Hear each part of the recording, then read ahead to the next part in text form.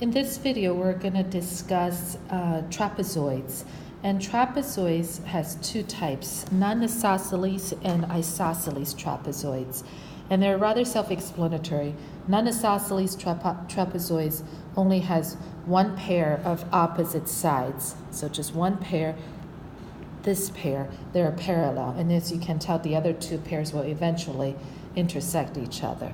And because they're parallel, these consecutive angles, in this case over here, these consecutive angles are supplementary. Isosceles trapezoids have the same properties as non-isosceles trapezoids.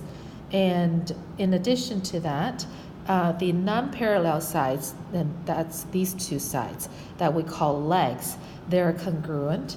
The diagonals are congruent to each other. And the base angles, and that's what we call base angles, are congruent as well. And in addition to that, the opposite angles, so we're talking about, let me do a color red, these two angles. The opposite angles are supplementary, okay? And the reason, let me just explain the reason behind that thought process.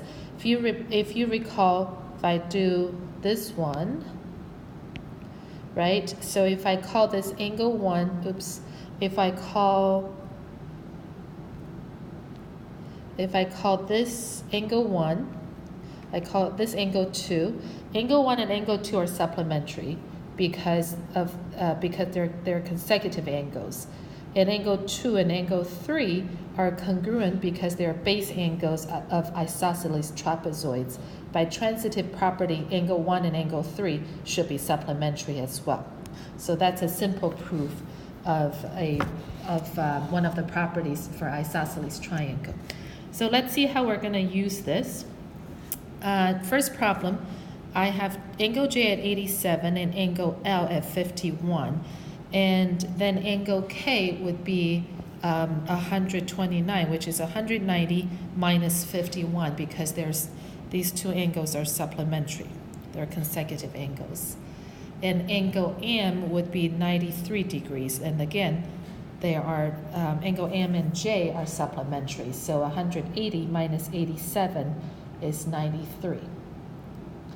Number 3, solve for x. I have a non-isosceles trapezoid.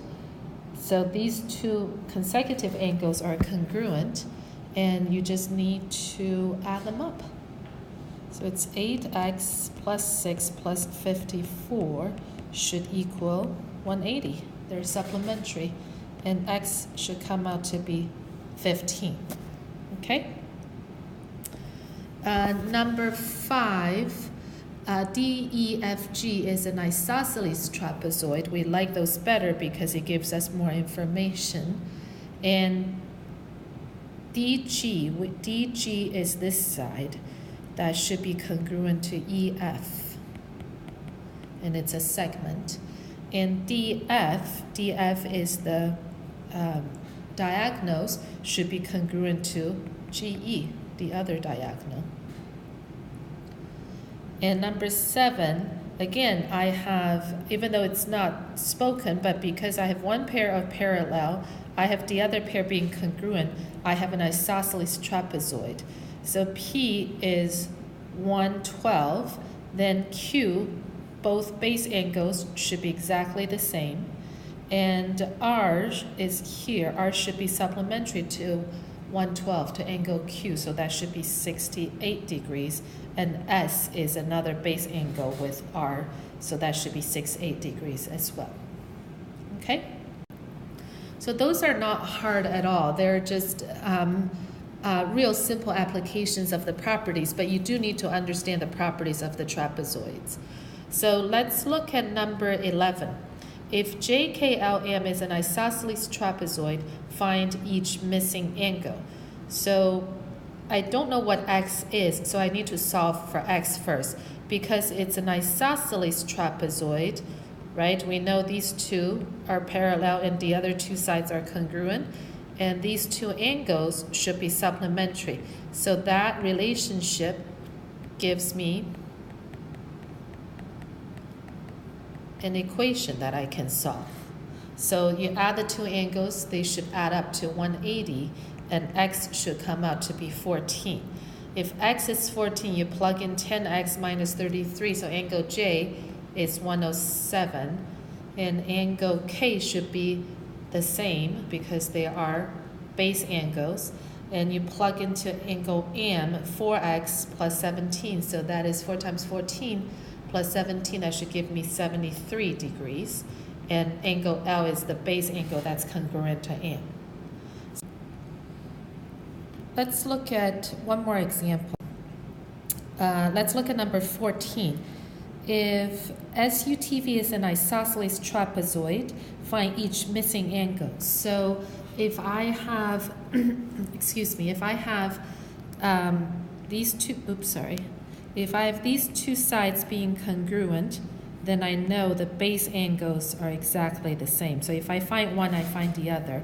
And what's given, sort of, is the opposite angles. And remember, opposite angles are supplementary to each other. So they add up to 180 in an isosceles triangle. So that should give you 17x minus 24. So x should come out to be 12. If x is 12, you plug x back in. So if I plug in 3x plus 1 is 3 times 12 plus 1. That should give me 37 degrees. So that's T at 37 degrees. Excuse me, and angle S should be exactly the same because they're base angles, they're congruent, and therefore angle V and angle U should be at 147, which are supplementary to the other two angles. Okay? So that's the basic properties of isosceles trapezoids. Now let's look at another interesting concept. It's called the mid-segment of trapezoid. And that states if the mid-segment of a trapezoid connects the midpoint. So notice that these two segments are congruent and these two segments are congruent. And this applies to both isosceles and non-isosceles trapezoid. But make sure that you understand it's AE and ED are congruent and BF and FC are congruent. And if we connect the midpoint, and it states that then we already know AB is parallel to DC. But if I connect the midpoint on both legs, and that mid-segment is parallel to both sides, the top side and the bottom side.